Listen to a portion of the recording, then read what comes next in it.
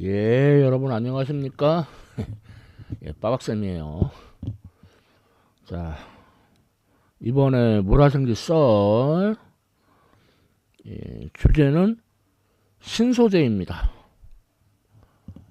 예, 뭐 신소재라고 해서 완전히 뭐 새롭다기보다는 뭐랄까 좀 다재다능한 뭐 영어로 말하면 버서틸 맞나? 예, 그런 소재라고 볼 수가 있겠어요. 그래서 그런 거에 대해서 세 가지만 알아보도록 하겠습니다. 자, 첫 번째 신소재는 초전도체예요. 예, 그러니까 완전히 새로운 건 아니죠. 뭐, 그러니까 초전도체를 처음으로 발견한 사람은 헤이커 카멜린 오너스. 예, 그렇다고 해서 이 사람 성이 오너스가 아니에요. 앞에 이것까지 합쳐서 카멜린 오너스가 성이에요. 그러니까 자꾸 오너스 그러면 안 돼. 뭐 비유하자면 뭐 일본 사람들 우리가 싫어하는 도요토미 히데요시. 그럼 도요토미가 성이죠. 도요만 성이냐? 아니잖아. 도요토미. 예, 이 사람은 뭘 했느냐면은 온도를 계속 내려서 헬륨을 액체 상태로 만들었어요. 근데 액체 헬륨이 한 온도가 한 4.2켈빈 정도 돼요. 뭐 더 내려도 고체가 되지는 않아요. 그러려면은 온도만 내리면 안 되고 압력도 가야 되는데 아무튼 그랬더니 수은 수은이 4.5켈빈에서 갑자기 저항이 0이 되는 거를 거의 0에 가까운 값을 이렇게 되는 거를 발견을 했어요.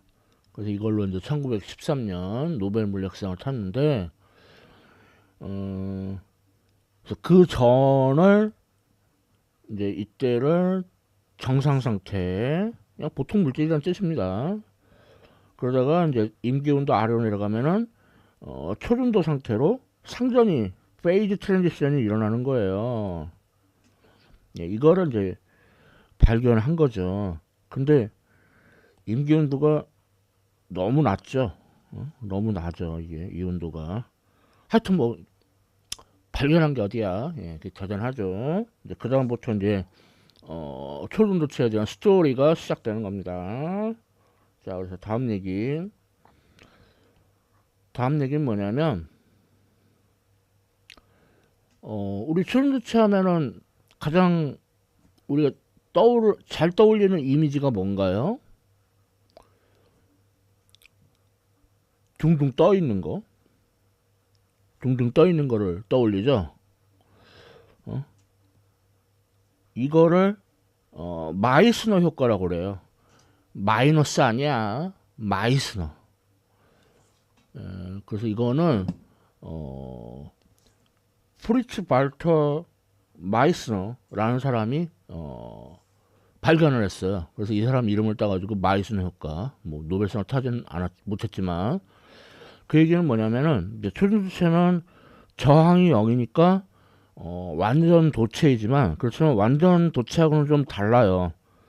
얘는 저항이 0이기도 하고 그리고 이렇게 자기장에 반발을 하는 완전 반전 상태다. 아주 특이한 성질을 갖고 있죠. 이게 왜 그러냐면 여기서 자기장이 초중체를 뚫고 들어가지 못하고 이렇게 우회를 해요. 우회 이렇게 우회를 한단 말이에요. 자기장이 초중체를 뚫고 들어가지 못하고 이게 마이슨 효과. 물론 이제 이보다 이제 후에 나온 이제 요즘 소위 말하는 고온 초중도체들은 일부 이제 자기장을 뚫고 들어가기도 해요.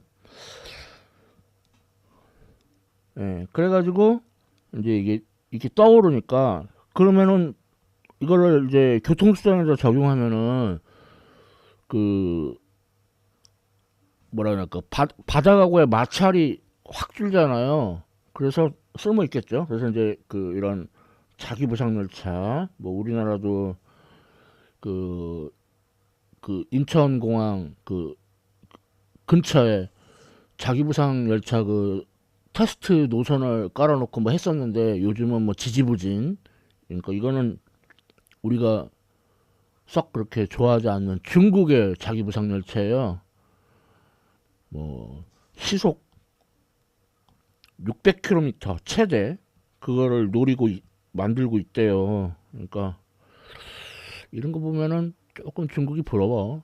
우리나라 왜 이러냐. 맨날 욕만 하고 결국 실속은 없고. 자, 그 다음에 또 뭐가 있냐면 조지프슨 소자, 조셉슨 소자 그렇게 말하죠. 예. 뭐냐면은 두 개의 초전도체 사이에다가 얇은 절연체를 끼워 넣어요. 그러면은 그 얇은 절체를 뚫고, 즉 양자 물리학에서 말하는 터널링 효과가 발생을 해요. 그래서 그걸 뚫고 전류가 발생해요. 이거를 조셉슨 효과, 그걸 활용한 소자를 조셉슨 소자 이렇게 불러요. 그래서 조셉슨, 조집슨, 브라이드 데이빗 조집슨 이 사람은 이걸로 1973년에 노벨 물리학상을 탔어요. 그래서 이거를 이용하면은 아주 미세한 자기장을 측정할 수가 있는데 우리 뇌에서도 미세한 자기장이 나오거든요. 그래서 그걸 이용해서 이제 뇌자도 이걸 측정을 해가지고 뭐 뇌에서 이제 어떤 그 뭐라고 해야 될까 해부학적인 그 지도 그 거보다는 조금 생체학적인 그러니까 그런 지도를 작성을 할 수가 있어요. 이때 이제 그 초능체를 이용한 그 스퀴드라고 검색을 하면 자꾸 오징어 게임이 나와. 스퀴드는 슈퍼 컨덕팅 퀀텀 인터피어런스 디바이스의 약자입니다. 초전도 양자 간섭 소자. 그래서 이걸 이용하면은 아주 미세한 그 자기장도 측정할 수가 있다 이거예요. 그 뇌에서 나오는 그런 아주 작은 자기장도. 아무튼 그렇고 이러한 초전도체 성질을 설명하는 이론이 있는데 그 이론을 BCS 이론이라고 해요. 이 BCS 이론은 사람 이름을 딴 건데 먼저 존 바딘 존 바딘은 노벨상을 이거 전에도 한번 탔었어요. 그 노벨 물리학상을 그 트랜지스터로 1956년에 그리고 이제 1970년에 또 탔죠. 그 다음에 쿠퍼, 리온. 근데 이게 그냥 N인데 노벨상 같은 경우에는 닐이라고 나오는데 뭐 가족들은 닐이 아니고 네이선이라고 하는 얘기도 있고 좀 하여튼 좀 그래. 미들네임이 조금 좀 신비주의인가. 그 다음에 존 로버트 슈리퍼. 이렇게 세 명이 공동으로 1972년 노벨 물리학상을 탔습니다. BCS 이론으로. 그러니까 초전도체 성질을 이제 설명할 이론인데 아주 대강 설명하자면 원래 이제 전자는 그 스핀이 플러스 마이너스 2분의 1인 페르미온 입자죠. 그렇기 때문에 파울리의 베타 원리가 적용돼 가지고 만일 스핀까지 같으면은 한 양자 상태에 전자는 한 개밖에 있을 수가 없어요. 그러니까 다른 전자가 오는 거를 그 배척을 해요. 밀어내요. 그런데 전자가 스핀이 2분의 1인 것과 마이너스 2분의 1인 게 모여가지고 쌍을 이룬다 이거예요. 그걸 이제 쿠퍼 전자쌍이라고 하는데, 그러면 결국 스핀이 0이 돼가지고 보손 마치 광자처럼, 그래서 한 양자 상태에 무한히 많이 쌓일 수 있어요. 그러니까 그냥 전자만 딸랑 있으면 서로 이제 배척하고 밀어내고 그럴 텐데, 쿠퍼 전자쌍이 되면은 그런 게 없어진다. 그러니까 전류가 잘 흐른다. 이 대강 얘기하는 거예요. BCS 이론. 근데 BCS 이론은 좀 한계가 있어요. 일단 그 요즘 나오는 고온 초전도체는 잘 설명 못하고, 그러니까 온도가 낮을 때만 그 초전도 현상이 좀 설명이 되는 그런 한계가 좀 있습니다. 그래서 요즘 나오는 고온 초전도체까지 이렇게 설명을 하면은 바로 노벨상감이에요. 자, BCS 이론 얘기했고, 자, 다음은 고온 초전도체 얘기로 이제 초전도체를 마무리해 보겠는데, 처음에는 초전도체가 그 온도, 전이 온도, 임계 온도가 조금 지지부진했어요. 뭐 이렇게 임계 온도가 액체 헬륨보다 조금 높은 온도, 액체 헬륨이 약 4.2 켈빈. 거기서 이제 임계 온도가 조금씩 높아진 물질들이 발견이 되기는 했어요. 그러긴 했지만 좀 답답하죠. 온도가 너무 낮아. 그런데 일종의 브렉스루, 돌파구라고 해야겠죠. 그래서 요하네스 게오르크 베드노르츠, 그리고 카를 알렉산드 밀러, 이 사람들이 그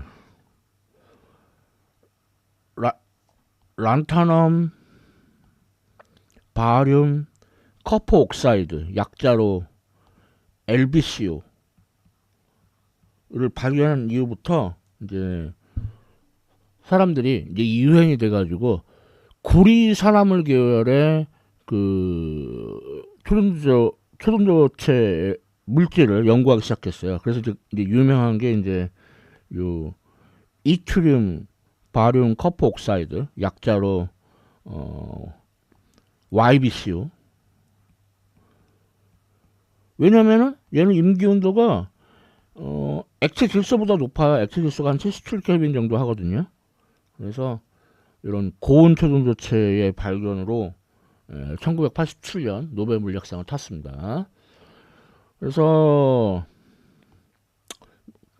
근데 고온 초전도체가 아주 그렇게 잘 쓰이고 있는 편은 아니에요. 뭐 여러 가지 좀 곤란한 점이 있어가지고, 뭐 보통 그 MRI나 핵융합 발전이나 그런 거에 보면은 보통 아직도 이 정도, 뭐 니오뷴, 나이오뷴 주석 이런 초전도체를 쓰고 있어요. 아직은 고온 초전도체 발견을 했지만 좀 실용화에 좀 문제점이 좀 곤란한 점이 있어요. 자, 그래서 신소재 중에서 초전도체에 대해서 알아봤고요. 자, 다음은 두 번째 신소재로 소개해 드릴 거는 탄소 동소체. 그러니까 동소체라는 거는 같은, 그러니까 탄소 동소체라는 건 같은 탄소인데 구조도 다르고 성질도 다르고 그런 걸 동소체라고 합니다. 그래서 보면은 우선 제일 처음에 나오는 게 뭐냐면 플로렌. 플로렌은 마치 축구공처럼 그 오각형하고 육각형 이렇게 구조로 돼 있죠. 그래서 이거는 빠박쌤이 개인적으로는 0차원이라고 보여. 점 모양이라 이거죠. 점 모양. 그래서 보통 탄소 60개가 모여가지고 이렇게 되어 있는데, 이 이름의, 그러니까 플로렌의 이름은 그 옆에 계시는 리차드 버민스터 플러, 이 사람이 이름을 딴 거예요. 근데 이 사람은 이제 건축가예요. 근데 이런 그 GOD식 도움이라고 해가지고 요런 그 건축물을 만드는데 기여를 했죠. 그래서 실제로 이제 1996년에 플로렌 합성으로 노벨상을 탄 사람이 있는데, 이미 그 전에 플로렌을 합성했다는 일본인 학자가 있어요. 근데 이 사람이 일본어로만 논문을 작성을 하니까 다른 사람들이 알 수가 있나? 그래서 결국 그 사람은 노벨상 못 받고 다른 사람들이 받았죠. 그러니까 영어 공부를 어느 정도 해야 돼요. 예.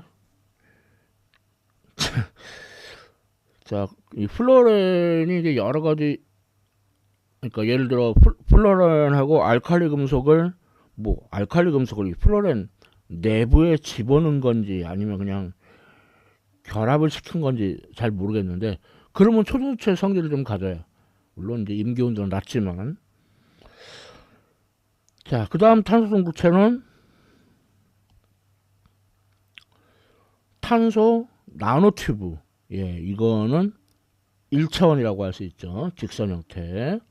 그래서 얘는 확실히 그 일본 사람이 그 스미오 이지마, 이제 일본식으로 읽으면 이지마 스미오, 이 사람이 발견한 걸로 공인이 되어 있어요. 그래서 굉장히 얘를 어떻게 막 이렇게 양쪽에서 잡아당긴다고 해봐요. 이럴 때 되게 잘 버텨요. 그러니까 전문적인 용어로 인장 강도가 되게 세요.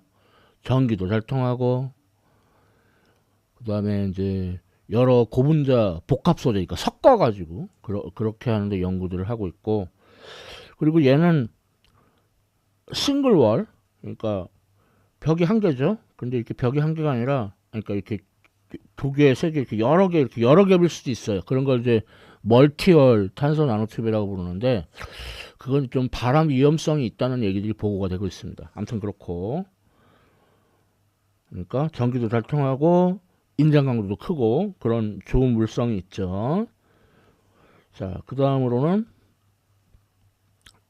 2차원. 2차원은 그래핀. 예, 사실 얘가 아주 요즘 각광받고 있는 물질이에요. 그래서 이거를 어떻게 만들었냐면, 흑연에다가 스카치 테이프를 붙였다 뗐다 붙였다 뗐다 이렇게 하는 거예요. 그렇게 해가지고 만들어냈어요.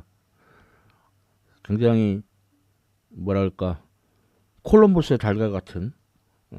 그래서 안드레 콘스타노비치 가임, 그 다음에 콘스탄틴 세르게이비치 노보셀로프, 이 사람들이 이제 그런 방법으로 흑연에도 스카치 테이프를 붙였다 뗐다 하는 방법으로 그래핀을 이제 합성을 했죠. 그래서 2010년에 노벨 물리학상을 탔어요. 재밌는 거는 안드레 가임은 이그 노벨상도 탔어요. 이그 노벨상은 뭔가 좀 엉뚱한 거 해가지고 타는 거죠. 뭐 했냐면 개구리 공중부양으로. 아무튼 그래서 그래핀도 아주 역시 인장 강도가 탄소 나노튜브만큼 되게 강하고 전기 잘 통하고, 그래서 이제 뭐 터치 스크린이나 투명 전구, 요즘 투명 전구가 이제 ITO를 많이 쓰는데, ITO는 유리거든요, 유리. 근데 이제 그걸 대체하기 위한 투명 전구, 뭐 그다음에 뭐 연료전지로도 쓰고, 열도 잘 통해요. 그래서 열 전도성이 좋으니까 그것도 사용하고, 뭐 그러니까 얘는 전기도 잘 통하고 열도 잘 통하고, 예, 그래서 아주 각광받고 있는 신소재예요. 아주 핫합니다. 핫뜨거 핫. 자, 그 다음 이제 탄소 동기체로는 이제 흑연이 있는데, 흑연은 물론 신소재는 아니죠. 이미 예전부터 알려져 있었으니까. 그러니까 이거는 뭐 그냥 뭐랄까, 그냥 전체적인 표를 채워넣기 위해서 2.5차원이라고 볼 수 있어요. 이게 왜 2.5차원이냐면은 이 벌집 구조에서 이렇게 탄소 3개가 이렇게 공유결합을 하고 있고, 그럼 나머지 하나는 멀리, 그래서 이것 때문에 전기가 잘 통하는 거죠. 그래서 흑연은 공유결합 물질 중에 전기가 잘 통하는 예외 물질이죠.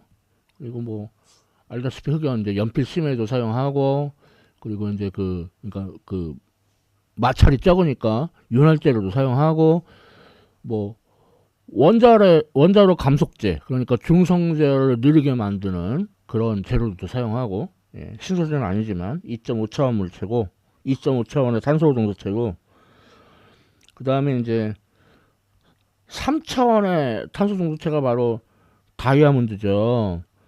다이아몬드 어떻게 만들어요? 어? 아몬드를 죽여서. 아무튼 이 보면은 얘는 이제 탄소가 이렇게 4개 이렇게 정사면체 형태로 완전히 공유결합을 하고 있기 때문에 전기는 당연히 안 통해요. 하지만 전기는 안 통합니다. 근데 열은 잘 통해요. 그래서 생각보다 열에 좀 잘 버티는 편이고, 물론 뭐 더 가하면 그냥 파괴되지만. 그리고 이제 일반인들이 뭐라 그러냐, 오해하는 게 뭐냐면, 다이아몬드 커터잖아요. 그래서 이걸로 뭐 금속들도 자르고 바위도 자르고 막 그러잖아요. 그런 다이아몬드를 망치로 때리면 어떻게 될까?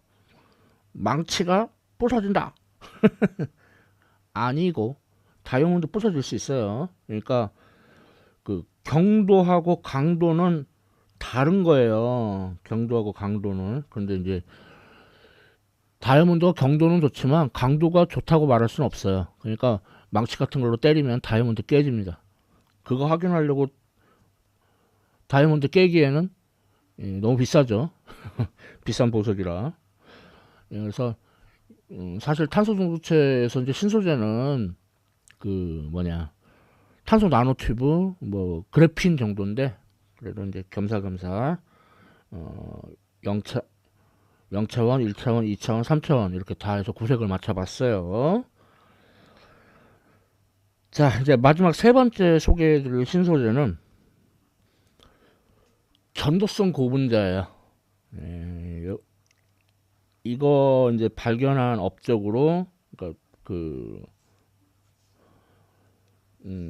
앨런 제이 히거, 그 다음에 앨런 그레이엄 맥더밋, 그리고 히데키 시라카와, 일본 사람이니까 원래 이름은 시라카 히데키인데 서양식으로 적었고, 그래서 전도성 고분자로 2000년에 노벨 화학상을 수상을 했어요. 내가 맥더밋 선생님을, 교수님을 직접 본 적이 있는데 돌아가셨네. 아무튼 그래서 전도성 고분자에는 뭐가 있냐면, 최초의 전도성 고분자는 폴리아세틸렌이에요. 그래서 폴리아세틸렌은 보다시피 단일결합, 이중결합, 단일결합, 이중결합 이렇게 교대로 되어 있는데, 엄밀히 말하면 1.5중결합, 그러니까 전자가 0.5 정도 자유로워요. 그러니까 뭐냐면 반도체로서의 성질이 잠재되어 있다는 거죠. 그래서 도핑을 하면은 정말로 반도체가 돼요. 전기가 통해요.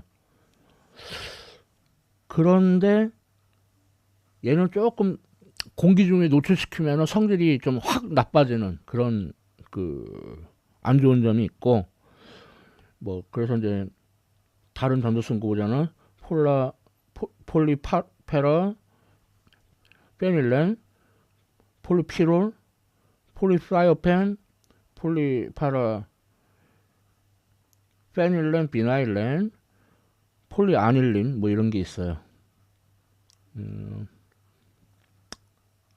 그렇다고 얘네들은 조금 이제 공기 중에서 조금 더 폴리아세틸렌보다는 좀 안정됩니다.